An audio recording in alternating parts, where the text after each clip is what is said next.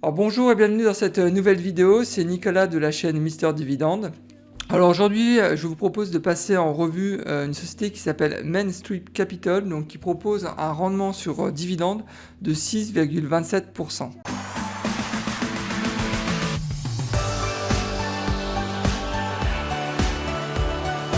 Alors le crédit de cette vidéo revient à Rémi qui m'a demandé si je pouvais faire une vidéo sur Main Street Capital. Alors, pour être honnête, avant son commentaire, je ne connaissais pas cette société.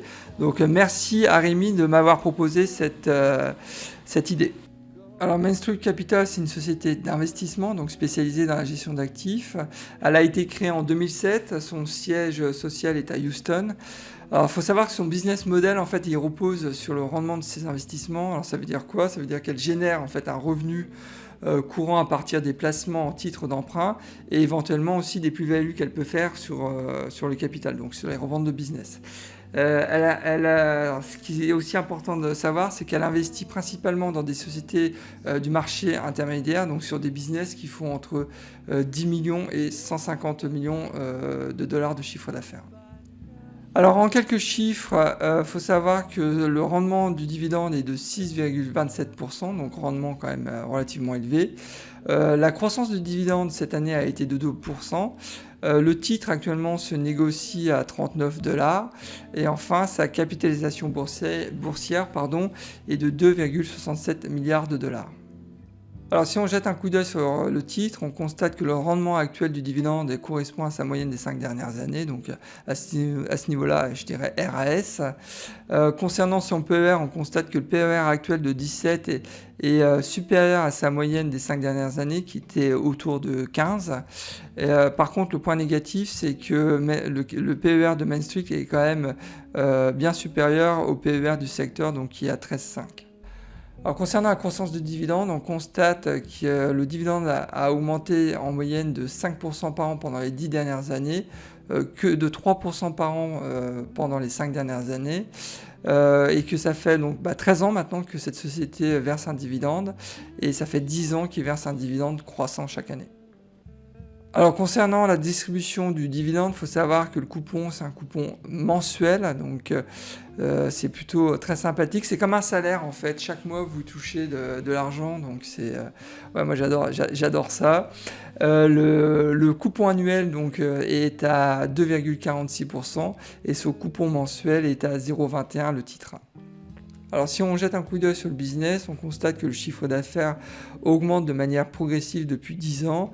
En 2011, l'activité faisait 66 millions de dollars de chiffre d'affaires pour maintenant en 2020 donc un chiffre d'affaires à 223 millions de dollars. Il y a eu un trou, donc un gap de 20 millions de dollars entre 2020 et 2019 qui est expliqué par le management, par la situation du Covid, donc je pense que c'est compréhensible. Donc, mais je pense que cette société a une approche plutôt traditionnelle de l'investissement, donc ils prennent des risques mais qui sont mesurés. Donc c'est la raison pour laquelle je pense que dans les 3-4 prochaines années, je pense que le chiffre d'affaires va rapidement atteindre les 250 millions de dollars. L'autre point qui est aussi intéressant, c'est la dette sur capital qui est plutôt contenue pour ce type de société. Donc c'est aussi, à mon avis, un point qui est positif. Donc il faut retenir que cette société est finalement peu endettée. Alors si je devais retenir quelques points forts, je dirais que le premier, ça serait donc la mise en place en 2013 d'un dividende exceptionnel qui arrive en plus de la distribution mensuelle, donc on parle quand même d'un dividende mensuel qui est au-delà de 5%, donc c'est relativement important. Et en plus de ça, pendant les bonnes années, donc ils versent un dividende exceptionnel. Alors c'est vrai que sur 2021, c'est clair qu'il n'y aura pas de dividende exceptionnel, mais quand vous êtes un investisseur qui cherche le rendement, ça c'est un point qui est très positif. Le second point qui est positif, c'est qu'ils ont en fait une approche très conservative de l'investissement, et ça se retrouve en fait dans la structure de leur capital. Donc ils font pas n'importe quoi et avec leurs fonds. Donc ça c'est aussi un point positif à mon sens. Et le dernier point positif, qui est le corollaire de la structure conservative du capital, c'est qu'ils ont une capacité en fait d'emprunt qui est évalué à 500 millions de dollars. Donc qui soit disponible pour de nouvelles opportunités. Et à mon avis, avec le Covid, il va avoir beaucoup d'opportunités de business. Ça c'est clair sur 2021 et 2022. Mais ça peut aussi permettre de couvrir partiellement le dividende annuel. Alors tout n'est pas rose pour Main Street Capital, il y a quelques points de vigilance qu'il faut retenir.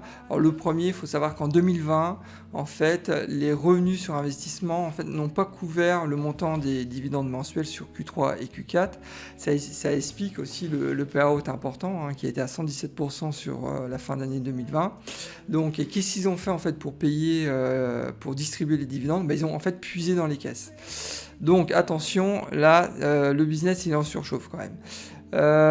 Donc il faut savoir que sur 2021, ce qui nous intéresse en étant un investisseur qui cherche le rendement, c'est est-ce que en fait le dividende sera sécurisé. Il faut savoir que le montant du dividende 2021 sera de 165 millions de dollars. Le cash qui est disponible dans leur caisse actuellement est de 50 millions de dollars. Donc ça représente 30% du dividende annuel. Donc, il est urgent pour Main Street Capital de relever la barre et rapidement, donc pour pouvoir vraiment sécuriser le dividende. Mais il est clair, ils l'ont déjà annoncé, que la situation restera de toute façon critique sur 2021. Et vous rappelez dans les points forts, évidemment, ça c'est un point qui est vraiment très important, un point de vigilance qui est très important. Mais vous rappelez dans les points forts, faut savoir que c'est une boîte quand même qui est assez traditionnelle, qui a une approche conservative de l'investissement, et ils ont pour couvrir en fait la distribution du dividende aussi la capacité en fait d'emprunter au moins 500 millions de dollars. Donc, alors oui, la situation est critique sur 2021. Mais je pense sincèrement qu'ils vont quand même relever la barre sur la fin d'année. Mais bon, faut rester vigilant, ça c'est clair. Donc, mais bon, ils sont pas les seuls dans cette situation. Donc voilà.